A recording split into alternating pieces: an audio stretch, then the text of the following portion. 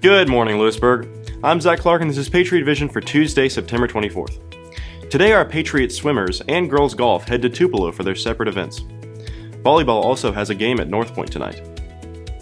Northcentral Electric will be here tomorrow to meet with juniors. They provide an awesome opportunity called Cooperative Youth Leaders that allows students to learn the value of cooperative business models, grow in leadership skills, and experience the democratic process at state and federal levels. There are 3 required parts of the program. You need to write an essay and complete an interview, attend a workshop, and attend a youth tour in Washington, D.C. More details and a flyer will be provided to juniors at the meeting tomorrow during Patriot Time. If you are interested in joining the bowling team, come to the interest meeting tomorrow during Patriot Time in Coach Hammond's room B12. Now that the 30-plus wall is up and ready for smiling faces, any student that wants their picture on the 30-plus club wall needs to scan the QR code.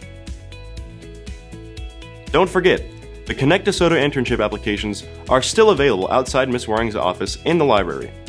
There are limited spots available. Make sure you apply soon. Model UN will be conducting interviews for new members in preparation for their 2025 conference in Starkville. Interviews will be September 30th and October 1st after school from 3 to 5. Stop by Mr. Downing's room to sign up for a time slot or for more information. There is an interest meeting for the 2026 Scotland and England trip on Thursday, September 26th at 6 p.m. in the library. This meeting is open to anyone who wants to learn more about this upcoming trip.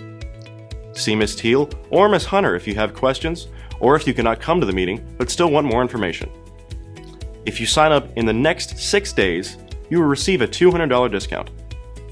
And finally, good luck to all of our students taking the Case 21 test this week. Thanks for watching and have a great day.